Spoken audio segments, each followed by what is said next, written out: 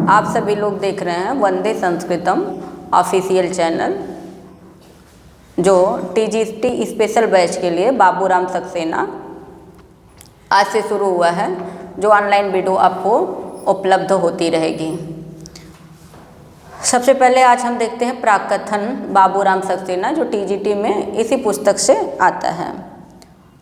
तो प्राकथन आप सभी लोग खोल लीजिए अपने अपने पुस्तक में। प्राकथन की जो पृष्ठ है वो 25 है क्या? प्राकथन देखिए 25 पृष्ठ पर है प्राकथन। सभी लोग अपनी पुस्तक में प्राकथन खोल लीजिए, 25 पृष्ठ पर है। आइए देखते हैं इसको जरा सा। प्रा माने होता है पहले कथन, जो पहले कथन किया गया है। व्याकरण शास्त्र का जितना विस्तृत और सूक्ष्म अध्ययन संस्कृत भाषा में हुआ है, उतना अन्य किसी भाषा में नहीं हुआ है। व्याकरण शास्त्र का, पाणिनि कहते हैं कि व्याकरण शास्त्र का जितना विस्तृत और सूक्ष्म अध्ययन संस्कृत भाषा में हुआ है, उतना किसी अन्य भाषा में नहीं हुआ है। जैसे बहुत सारी भाषाएं हैं, जर्मन की भाषा है, तमिल की भाषा है, फ्रांस की भाषा है। सबसे ज़्यादा जो संस्कृत भाषा में इसका सबसे उत्कृष्ट अध्ययन प्राप्त होता है। व्याकरण को सांग वेद का मुख बताया गया है। वेद के कितने अंग होते हैं? वेद के अंग 6 होते हैं। वेद 4 होते हैं ना। वेद के कितने अंग हैं? 6। शिक्षा, कल्प, व्याकरण, निरुक्त, छंद और ज्योतिष ना। शिक्षा, कल्प, छंदः पादौ तु वेदस्य, आगे चल के आप सभी को बताएंगे। छंदः पादौ तु वेदस्य, हस्तो कल्पो अथ पठ्यते, ज्योतिषा नयनम चक्षु निरुक्तम श्रोतमुच्यते, शिक्षाघ्राणं तु वेदस्य, मुख व्याकरणं स्मृतं, तस्मात् सांगं धेत्ते ब्रह्मलोके महीयते। व्याकरण को सांग माने जो वेद का अंग है, उसका क्या बताया गया? मुख। हमारे शरीर में जितने मुख की जरूरत है, यदि हमारे पास मुख ही नहीं होगा तो हम पोषण किससे लेंगे? पूरी शरीर में जो मुख है वो हमारा बहुत महत्वपूर्ण अंग है। वैदिक युग से शब्द की मीमांसा की ओर भारतीय मनीषियों की बुद्धि दौड़ती है। वैदिक युग से माने वेद काल से उच्चारण पर विचार करने वाले वेदांग शिक्षा का प्रतिपादन के लिए प्रतिसाख्यों की रचना की। ये आपसे पूछ सकता है। इसमें जो नोट करने की चीज़ें हैं वो हम आपको बताते जा रहे हैं। आपसे पूछ सकता है कि मुख को क्या कहा गया है? मुख को क्या कहा गया है? व्याकरण। या व्याकरण को क्या कहा गया है? तो मुख बताएंगे ना। शरीर का कौन सा अंग है? व्याकरण। इसमें इसको विशेष अर्थ दिया, विशेष जगह प्रदान की गई है। तो फिर कहते हैं कि उच्चारण पर विचार करने वाले वेदांग शिक्षा के प्रतिपादन के लिए, उच्चारण पर विचार, हमको उच्चारण कैसे करना है, उच्चारण पर विचार करने के लिए वेदांग शिक्षा के प्रतिपादन के लिए प्रतिसाख्यों की रचना की। अब आपसे पूछे कि शिक्षा के प्रतिपादन के लिए किसकी रचना की गई है, तो प्रतिसाख्यों की। ये नोट करने की चीज़ें हैं। इसके उपरांत यास्क मुनि ने शब्द निरुक्ति सभी संपूर्ण महत्वपूर्ण ग्रंथ निरुक्त प्रस्तुत किया है। आपसे कभी कभी पूछ सकता है कि निरुक्त किसकी रचना है, तो क्या बताएंगे? यास्क मुनि की। जो निरुक्त है उसमें शब्दों की मतलब ये शब्दों की उत्पत्ति कैसे होती है, इसको बताया गया है। शब्द निरुक्ति माने शब्द की उत्पत्ति बताई गई है। यास्क जो हैं वो शब्दों की उत्पत्ति अपने प्रतिसाख्य में बताते हैं। इसके उपरांत यास्क ने ही सर्वप्रथम शब्दों का चतुर्विध विभाजन किया। आपसे परीक्षा में पूछ सकता है यास्क ने शब्दों के कितने विभाजन किए हैं? 4 विभाजन। प्राकथन से क्वेश्चन करता है, जो क्वेश्चन करने की जगह है वो मैं आपको बता रही हूँ। आपसे पूछ सकता है कि यास्क ने शब्दों के कितने विभाजन किए ना, और वो किस में किया गया, तो क्या बताएंगे? निरुक्त में। यास्क की रचना कौन सी है? निरुक्त। और निरुक्त में शब्दों का विभाजन किया गया है। वो जो 4 विभाजन है वो है नाम, आख्यात, उपसर्ग और निपात। नाम, आख्यात, उपसर्ग और निपात को स्थापित किया है। यह सिद्ध करने का स्तुत्य प्रयास किया कि सारे शब्दों का आधार धातु समूह ही है। यास्क कहते हैं कि सारे शब्दों का आधार धातु समूह है। इन्हीं सिद्धांतों पर पाणिनि की अष्टाध्यायी एवं आधुनिक निरुक्ति विज्ञान अधिकतर आश्रित है। यास्क के शब्दों पर ही पाणिनि की अष्टाध्यायी और आधुनिक निरुक्ति विज्ञान अधिकतर आश्रित है। किसके? यास्क के शब्दों पर। समझते रहिएगा। यास्क का समय अनुमान से 800 ईसा पूर्व। आपसे पूछ सकता है कि यास्क का समय कितना है? 800 ईसा पूर्व। यदि प्राक्कथन से क्वेश्चन किया तो आपसे पूछेगा कि यास्क का समय कितना है? 800 ईसा पूर्व। एक क्वेश्चन आपका ये बना कि यास्क का अनुमानित समय कितना है, तो क्या बताएंगे? 800 ईसा पूर्व। आपसे पूछ सकता है कि यास्क ने शब्दों के कितने विभाजन किए? 4 विभाजन किए। चतुर्विध यास्क की कौन सी रचना है? निरुक्त रचना है।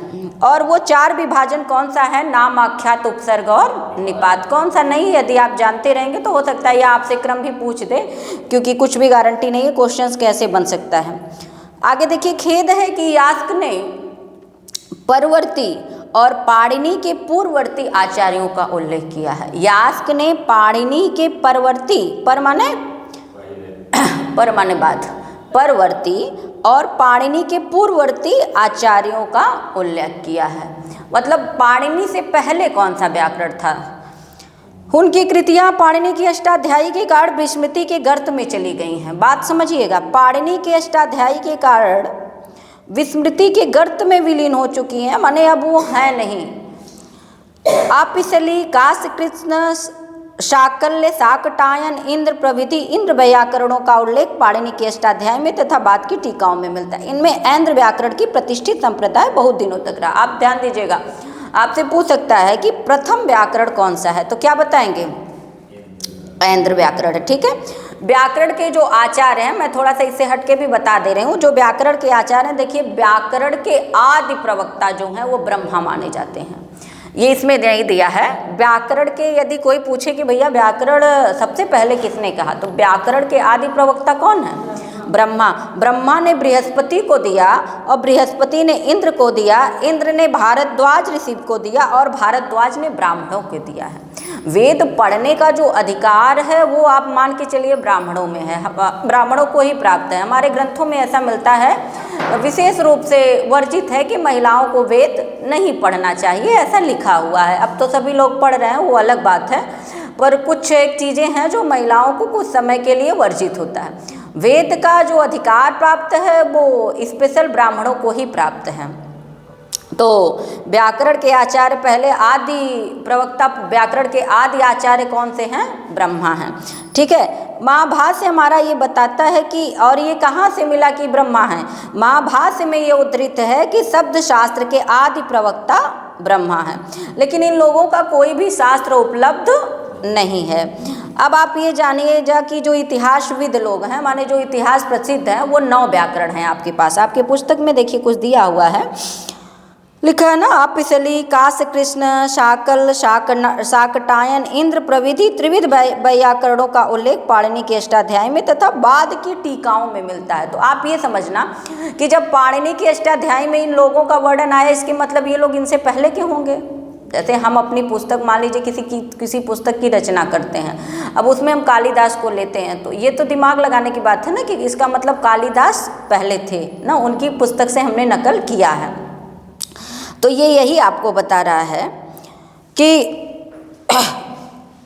आपिशली, काश कृष्ण, शाकल, शाकटायन, इंद्र प्रभृति विभिन्न व्याकरणों का उल्लेख पाणिनि के अष्टाध्याय में तथा बाद की टीकाओं में मिलता है। उनके टीकाओं में लिखा, इसमें ऐन्द्र व्याकरण का एक प्रतिष्ठित संप्रदाय बहुत दिनों तक चला। माने पाणिनि के व्याकरण से पहले भी कौन सा व्याकरण है? ऐन्द्र व्याकरण है। उसमें भी जानते हैं ऐन्द्र व्याकरण, चांद्र व्याकरण, काश कृष्ण, कौमारम, शाकटायनम, सारस्वत, आपिशली, शाकलनम, पाणिनियम, ये 9 व्याकरण हैं। और सबसे प्राचीन व्याकरण जो है वो ऐन्द्र व्याकरण है। उसके बाद चांद्र व्याकरण है, काश कृष्ण व्याकरण है, कौमार है, शाकटायन है, सारस्वत व्याकरण है। ये सब व्याकरण बता रहे हैं आपको। आपिशल है, शाकल है, उसके बाद पाणिनीय व्याकरण है ना। तो पाणिनि ने इन लोगों का उल्लेख भी अपने ग्रंथों में किया है। कह रहे हैं कि ऐन्द्र व्याकरण सर्वप्रथम व्याकरण है। तो मान लीजिए आपसे परीक्षा में पूछ दे कि ऐन्द्र व्याकरण कौन सा व्याकरण, आदि व्याकरण कौन सा है या सर्वप्रथम व्याकरण कौन सा है, तो क्या बताएंगे? ऐन्द्र व्याकरण है ना। फिर कह रहे हैं कि ऐन्द्र व्याकरण एक प्रतिष्ठित संप्रदाय बहुत दिनों तक चला। इसका अनुसरण चीनी यात्री वेनसांग तथा तिब्बती इतिहासकार तारानाथ के अनुसार कलाप व्याकरण ने किया। जो ऐन्द्र व्याकरण का प्रतिष्ठित संप्रदाय कितने बहुत दिनों तक चला, चिरकाल तक चला। इसका अनुसरण चीनी यात्री हेनसांग तथा तिब्बती इतिहासकार, चीनी यात्री हेनसांग और तिब्बती इतिहासकार तारानाथ के अनुसार कलाप व्याकरण ने किया। तैत्तिरीय संहिता के अनुसार ऐन्द्र व्याकरण ही सर्वप्रथम बताया जाता है। आपसे मान लीजिए पूछ दे कि किसके अनुसार बताया गया कि ऐन्द्र व्याकरण सर्वप्रथम है, तैत्तिरीय संहिता के अनुसार। ठीक, अब मान लीजिए वैसे तो सभी लोग हो सकता है प्राकथन को पढ़ें तो इस पर ध्यान दें, पर कुछ भी गारंटी नहीं है ना, लाइन से कुछ पूछ देता है कि ये किसके अनुसार ये बात बताई गई, जिसको हम बहुत हाईलाइट करके पढ़ भी नहीं पाते हैं। ऐन्द्र व्याकरण आदि व्याकरण है, प्राचीन व्याकरण है, सर्वप्रथम व्याकरण है। साथ ही आप ये रखिए कि ये हमको कहाँ से ये प्राप्त हुआ कि ऐन्द्र व्याकरण जो है, तो कह रहे हैं कि ये तैत्तिरीय संहिता के अनुसार ऐन्द्र व्याकरण ही सर्वप्रथम व्याकरण है। ऐसा महाभाष्य में भी मिलता है। डॉक्टर बर्नेल ने इस मत की पुष्टि के लिए प्राचीन तमिल व्याकरण तोल्कापियम की ऐन्द्र व्याकरण में समानता दिखाई। देखिए तमिल व्याकरण है तोल्कापियम, आपसे परीक्षा में पूछ दे कि तमिल का व्याकरण कौन सा है ना। वैसे तो आपको अपने यहाँ का व्याकरण ही पढ़ना है, हम सब भारतीय हैं तो, लेकिन आपकी पुस्तक में दिया है कि तमिल व्याकरण कौन सा है, तोल्कापियम। तोल्कापियम और ऐन्द्र व्याकरण की समानता दिखाई गई, माने दोनों की क्या की गई, समानता, तुलना की गई ना, बराबरी दिखाई गई। और यह मत स्थापित किया गया कि ऐन्द्र व्याकरण ही सर्वप्रथम है ना। जब दोनों में तुलना की गई, अब इधर गेम होता है पाकिस्तान से, भारत से ना, या ऑस्ट्रेलिया से ना, ऑस्ट्रेलिया से इधर से जब होता है तो दोनों की क्या की जाती है, तुलना की जाती है ना, बराबरी दिखाई जाती है। तो जो तमिल का व्याकरण तोल्कापियम है और ऐन्द्र व्याकरण, दोनों का क्या किया गया, तुलना की गई, दिखाया गया। तो इसका अनुकरण करके ये पता चला, तो कहते कि ऐन्द्र व्याकरण को ही सर्वप्रथम स्थान पर रखा गया। इसका अनुकरण करके ही काकतंत्र तथा अन्य व्याकरणों की रचना हुई। किसका अनुकरण करके, ऐन्द्र व्याकरण का अनुकरण किया गया, तब उसके काकतंत्र, अनुकरण करके ही काकतंत्र तथा अन्य व्याकरण की रचना हुई। वररुचि और ब्याडी, ब्याडी का है संग्रह, वररुचि और ब्याडी इसी व्याकरण संप्रदाय के थे। वररुचि और ब्याडी ये दोनों लोग इसी संप्रदाय के थे। ये कह रहे हैं ना कि अनुकरण और काकतंत्र व्याकरणों की रचना हुई, इसी संप्रदाय के ये लोग भी थे। ऐन्द्र व्याकरण की मुख्य विशेषता यह है कि इसकी परिभाषाएं पाणिनि की परिभाषाओं की तरह जटिल और प्रौढ़ नहीं हैं। ठीक, ऐन्द्र व्याकरण की जो परिभाषाएं हैं वो थोड़ा क्या हैं, सरल हैं। पाणिनि की परिभाषाओं की तरह जटिल और प्रौढ़ नहीं है। संभवतः ऐन्द्र व्याकरण के बाद कम से कम और संप्रदाय, दो और संप्रदाय पाणिनि के पूर्व प्रवर्तित हुए, ऐसा आधुनिक विचार का अनुमान होता है। पाणिनि अत्यंत संक्षिप्त रूप से एक विस्तृत भाषा का अति सुसंयत और सुदृढ़ व्याकरण लिखने के लिए संसार में विख्यात हो गए। पाणिनि ने व्याकरण को क्या किया, संक्षिप्त किया। आप सब भी यही सोचते हैं ना, सब लोग यही कहते हैं कि जो इम्पोर्टेंट है बस वही बताइए ना, शॉर्टकट रास्ता सभी लोग ढूंढते हैं। पाणिनि ने जो व्याकरण बिखरा हुआ था, इधर उधर पड़ा हुआ था, उसको क्या किया, संक्षिप्त किया, उसको व्यवस्थित किया है और सुदृढ़ व्याकरण लिखने के लिए संसार में विख्यात हो गए। इनके ग्रंथ में वैज्ञानिक विवेचना की परिपूर्णता तथा शैली की अनुपमता दोनों इस तरह से मिली कि संसार के किसी अन्य भाषा इसके टक्कर की इन विषय पर अन्य कोई पुस्तक नहीं लिखी गई। व्याकरण, पाणिनि का जो व्याकरण है, वैज्ञानिक विवेचना की परिपूर्णता और शैली की अनुपमता दोनों इस तथ्य से मिली कि संसार की किसी अन्य भाषा इसके टक्कर की नहीं है। संसार की सभी भाषाओं को देखा गया ना, जर्मनी भी भाषा है, फ्रांस भी भाषा है, तमिल भी भाषा है ना, अमेरिकन भी भाषा है, अंग्रेजी भी भाषा है, सारी भाषाओं को देखा गया, पर पाणिनि के टक्कर की कोई और भाषा नहीं मिली। फिर कहते हैं कि और ना तो कोई और पुस्तक ही प्राप्त हुई। बहुत वाद विवाद के उपरांत डॉक्टर वासुदेव शरण अग्रवाल ने पाणिनि का वासुदेव शरण अग्रवाल हिंदी के लेखक हैं ना, हिंदी के कवि हैं। डॉक्टर वासुदेव शरण अग्रवाल ने पाणिनि का समय 500 ईस्वी पूर्व से 400 ईस्वी पूर्व के बीच में निश्चित किया है। देखिए हम लोग क्या करते हैं ना, जनरली अपने नाम के लिए मरते हैं ना, कि हम क्या करें कि हमारा नाम हो जाए। हमारे जो ऋषि मुनि थे, पाणिनि भी क्या है, मुनि हैं। पाणिनि, कात्यायन और पतंजलि ये लोग क्या हैं, मुनि हैं। और जो चिंतन करे, मनन करे, वो मुनि है। आप देखेंगे ना, शायद कोई हमारे संस्कृत जगत में ऐसा कह सकते हैं कि शायद कोई ऐसा कवि है, बाणभट्ट इत्यादि को छोड़ करके अपना ये लोग परिचय नहीं बताए हैं। और हम लोग पहले कहीं जाते हैं तो अपना फ़ोटो खींच देते हैं और उसको डाल देते हैं, अपने डीपी लगा देते हैं कि हमारी ये पहचान है ना। ये सबकी ये है कि हम कितना नाम कमा लें, पर ये लोग नाम के लिए नहीं मरते थे, काम किए और तब जा कर के नाम हुआ है। ये लोग ऋषि मुनि हैं। तो हमारी जो भारत भूमि है ना, वो ऋषियों की तपस्थली के रूप में जानी जाती है। हम लोग भारत भूमि में पैदा हुए हैं और ये हमारी भारत भूमि को ऋषियों की तपस्थली के रूप में जानते हैं। ऋषियों का कोई भी तप जो है वो स्वार्थ प्रेरित नहीं होता है, और हम लोग क्या हैं, कहीं ना कहीं स्वार्थ में लगे हुए हैं ना। पर जो ऋषि मुनि लोग थे वो लोग स्वार्थ में नहीं रहते थे, इसी को बता रहे हैं। तो अब इन्होंने भाई अपना जन्म नहीं बताया।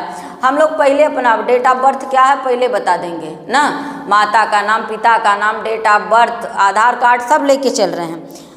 वासुदेव शरण अग्रवाल क्या आपसे पूछ सकता है कि पाणिनि का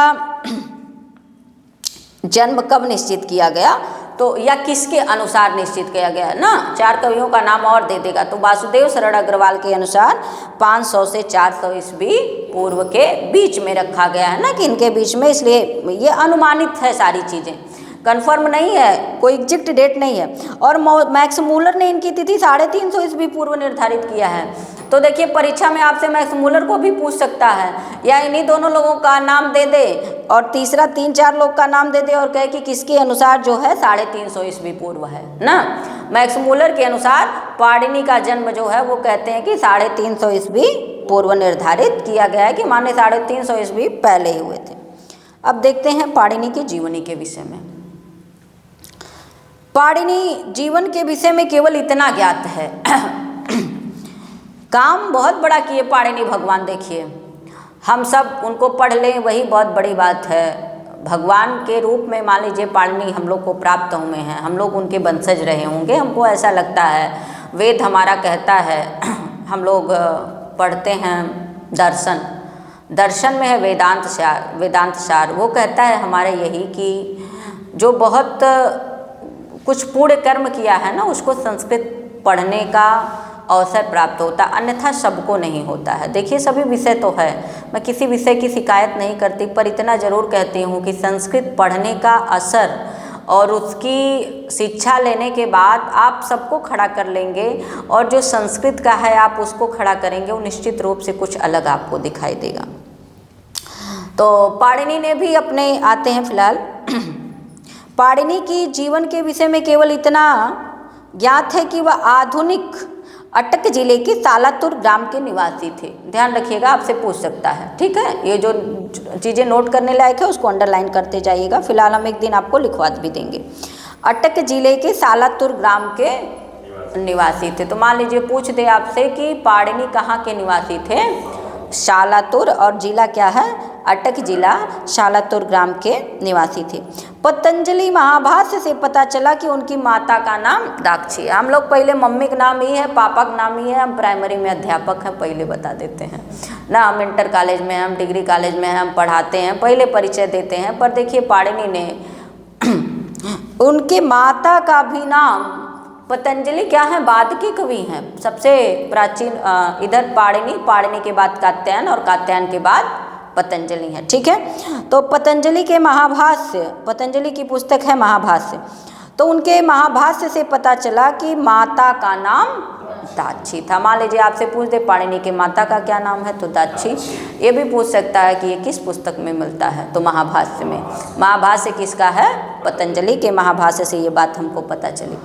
और क्या पता चला करें, कथा सरित सागर चतुर्थ तरंग की कथा के अनुसार वह वर्ष उपवर्ष के शिष्य तथा कात्यायन व्याड आदि इंद्र दत्त के समकालीन थे। एक बात जानिए, अब आपसे पूछे इसका मतलब कि पाणिनि के गुरु का क्या नाम है, तो क्या बताएंगे, वर्ष या उपवर्ष ना। हम लोग के भी गुरु जी लोग हैं और उसी तरह से पाणिनि के भी गुरु हैं। कह रहे हैं कि पाणिनि, ये कहाँ पता चला, उन्होंने ये भी नहीं बताया है कि हमारे गुरु जी ये थे, माता जी ये थी, हमारा जन्म ये हुआ, हमारा ये नाम है, तो ऐसा कुछ भी उन्होंने नहीं लिखा है। कथा सरित सागर तरंग की कथा के अनुसार ये बात पता चली कि उनके गुरु, अब ये क्या कह रहे हैं कि वर्ष के शिष्य तथा कात्यायन व्याड आदि के इंद्र दत्त के समकालीन थे। वर्ष के शिष्य माने वर्ष इनके गुरु हो गए ना। पाणिनि वर्ष या उपवर्ष के क्या हैं, शिष्य हैं। तो आपसे पूछ सकता है कि पाणिनि के गुरु कौन है ना, या उपवर्ष के शिष्य कौन हैं। शिष्य तथा कात्यायन व्याड आदि इंद्र के समकालीन थे। तो ये किसके समकालीन थे, माने किसके साथ में पढ़ते थे, जैसे आप सभी क्या हैं, साथ में पढ़ रहे हैं ना। तो कात्यायन व्याडी इंद्र दत्त के समकालीन थे। व्याडी और इंद्र दत्त के समय में थे कौन, पाणिनि। ठीक, पंचतंत्र के एक श्लोक के अनुसार पता चला, पंचतंत्र कथा है, ठीक है, पंचतंत्र की एक श्लोक से पता चला कि उनकी मृत्यु व्याघ्र के हाथों से हुई थी। पाणिनि की मृत्यु कैसे हुई, बाघ के हाथ, उनको कोई बाघ खा गया या बाघ मार डाला। पाणिनि अध्ययन में अधिक प्रखर न थे, तो हम लोग भी बहुत परेशान होते हैं। अब जैसे आरती बहुत पहले में कह रही थी कि हमको ये पूरा पढ़ाएंगी, हमको व्याकरण नहीं आता है। जो आता है सबकी यही समस्या रहती है कि हमको व्याकरण नहीं आता है। और ये स्पष्ट लिखा है, मैं पाणिनि भगवान को ऐसा नहीं कहती, पर लिखा है कि पाणिनि भी बहुत प्रखर नहीं थे और मैं भी बहुत तेज नहीं थी, आज भी नहीं हूँ, मैं इसको मानती भी नहीं हूँ। लेकिन क्या है ना, जब हम इसको समय देंगे तो हम जिसको समय देंगे वो हमको समय देगा, बस आप यही जान लीजिए। तो पाणिनि भी अध्ययन में बहुत तेज नहीं थे और इससे कुछ निराश होकर उन्होंने तपस्या की। हो सकता है स्टूडेंट उनके बीच में कहें, ओ भैया कुछ नहीं आता है, और जिसको कुछ नहीं आता वो परेशान रहता है। तो भगवान शंकर को प्रसन्न करके उन्होंने भगवान शंकर को प्रसन्न किया। पूजा पाठ, हमारे विद्या के गुरु भगवान शंकर हैं, तो उनको प्रसन्न किए, प्रसन्न करने वाले पूजा पाठ किए, बैठे उनकी तपस्या किए। जब वो निराश हो गए कि हम बहुत तेज़ नहीं हैं, होता है ना कभी कभी कि इतना कर रहे हैं हमको कुछ समझे में नहीं आ रहा है, क्या पढ़ रहे हैं, जा तो रोज रहे हैं पर आता कुछ नहीं है। तो ऐसे पाणिनि भी बहुत निराश हुए, भगवान शंकर की आराधना किए। तो इससे आप लोग भी सीख सकते हैं, यदि लगता है कि हमें कमी है तो हमें भगवान शंकर की आराधना करनी चाहिए। यदि पाणिनि को वो डमरू बजाए तो थोड़ी बहुत भी कृपा कर देंगे तो कल्याण हो जाएगा।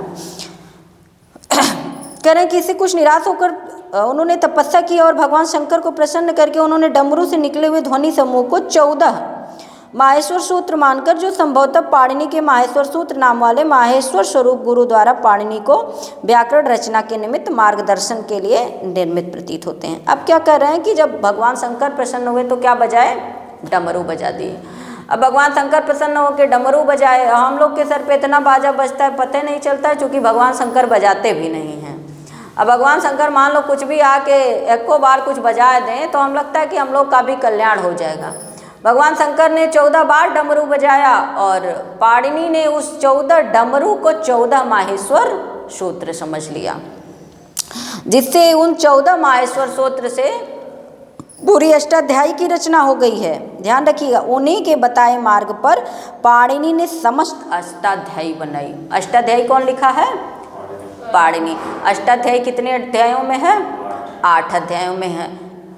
कितने पाद हैं, कुल 32 पाद हैं, ठीक है।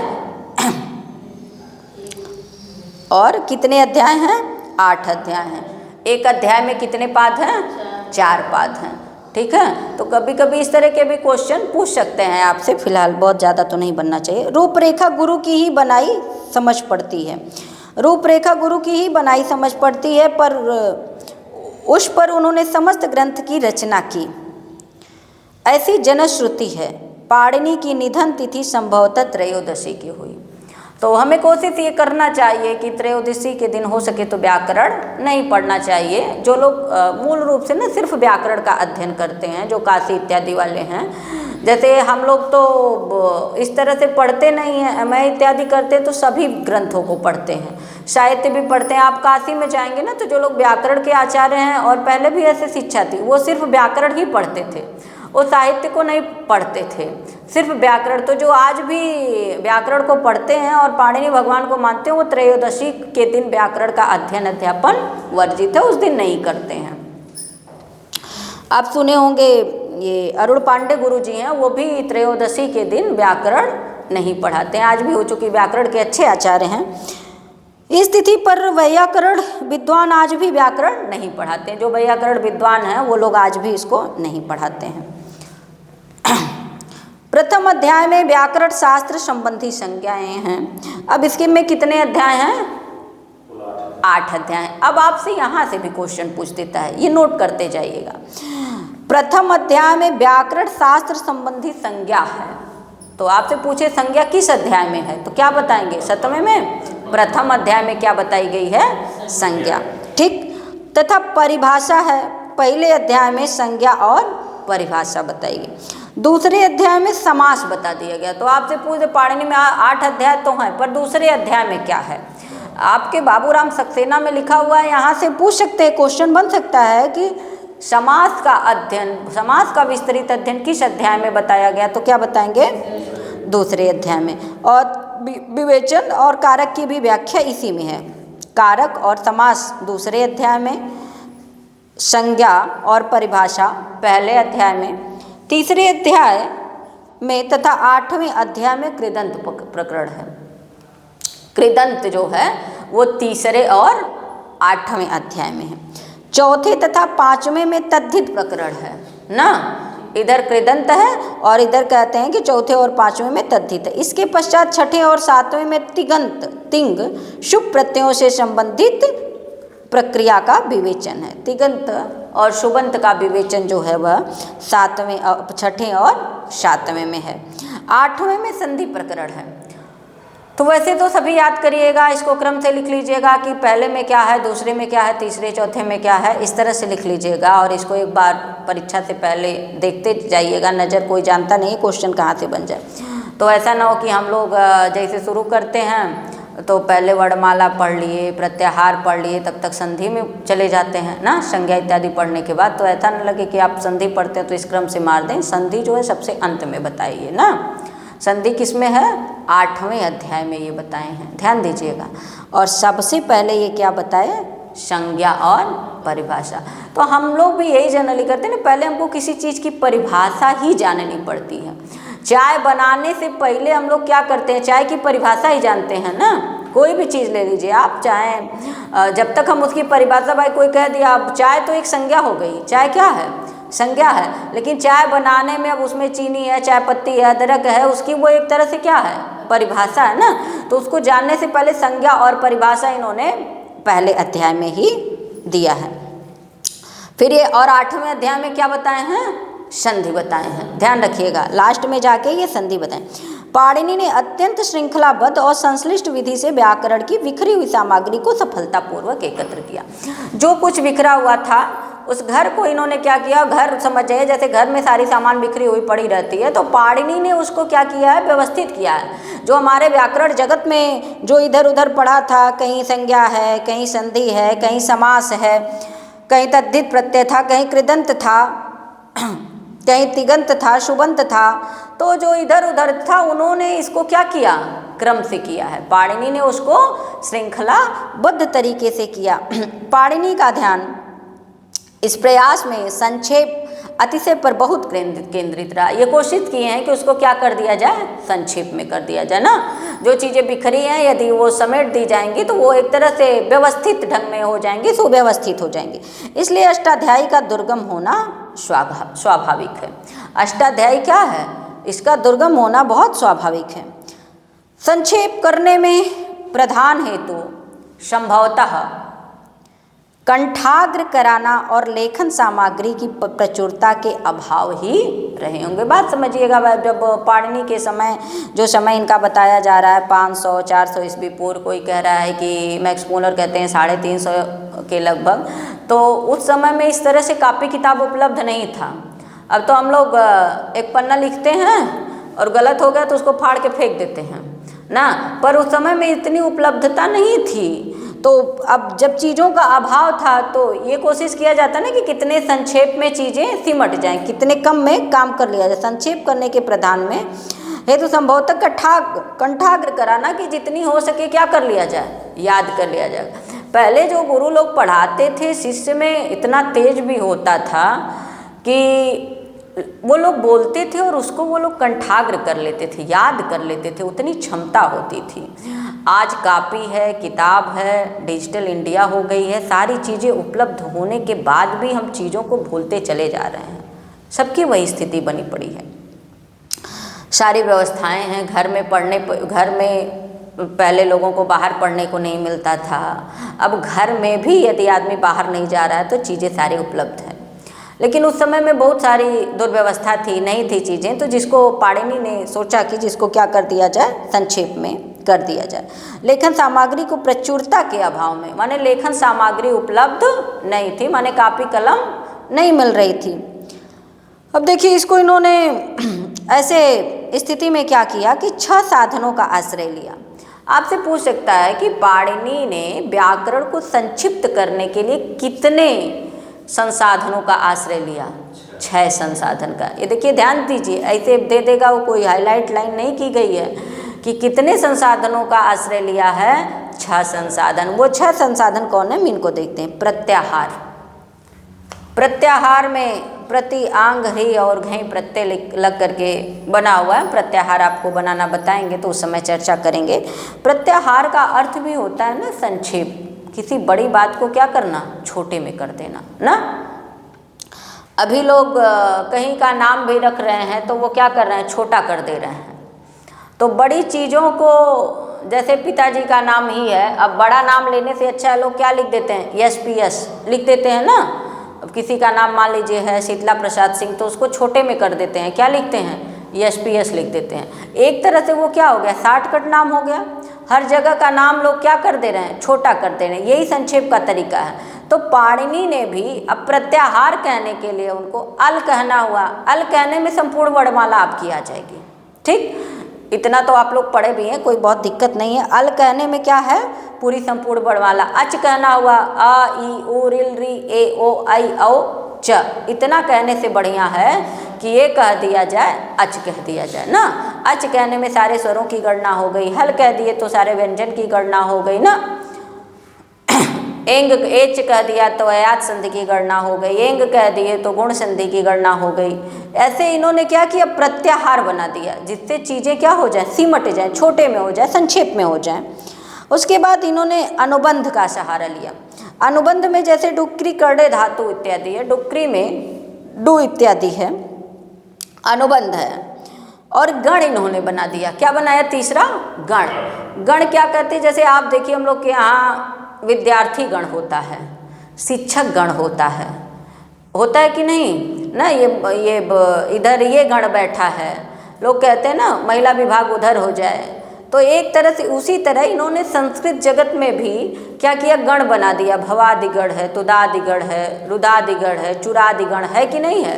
इसमें सभी धातुएं आ गई तो इन्होंने क्या किया, गण बना दिया। फिर इन्होंने क्या किया, संज्ञा लिया। चौथे नंबर पे क्या है, संज्ञा है। जैसे हम लोग पढ़ते हैं ना, घ संज्ञा, टी संज्ञा, अच संज्ञा, श्रवण संज्ञा। तो इन्होंने कहा घ, सट, स्लू, लुक, टी, घू प्रभृति इत्यादि क्या है, संज्ञा है। ये सब क्या इन्होंने संज्ञा का सहारा लिया, जिससे जो भी संज्ञाएं बिखरी थी इन्होंने एक तरफ संज्ञा कर दिया, एक तरफ गण कर दिया, अनुबंध कर दिया, प्रत्याहार हो गया। फिर कहते अनुवृत्ति। हम लोग जो सूत्र इत्यादि की सिद्धि कर रहे थे तो बार बार क्या कर रहे थे, पीछे के सूत्रों से अनुवृत्ति ले रहे थे। एक तरह आप समझे ना, कहीं से उधार ले लेना और ले लेना, फिर अपन काम चल जाए तो का लौटा देना। ये नहीं कि लेके हमेशा के लिए रख दें। अनुवृत्ति तो जहाँ जरूरत लगे हमें पीछे के सूत्रों से ले लिया। अब एक ही सूत्र बार बार लिखना तो एक बार लिख दिए तो हमको जहाँ ज़रूरत लगती है सूत्रों में उसी को कहते हैं अनुवृत्ति, पीछे से सूत्रों को ले लेते हैं।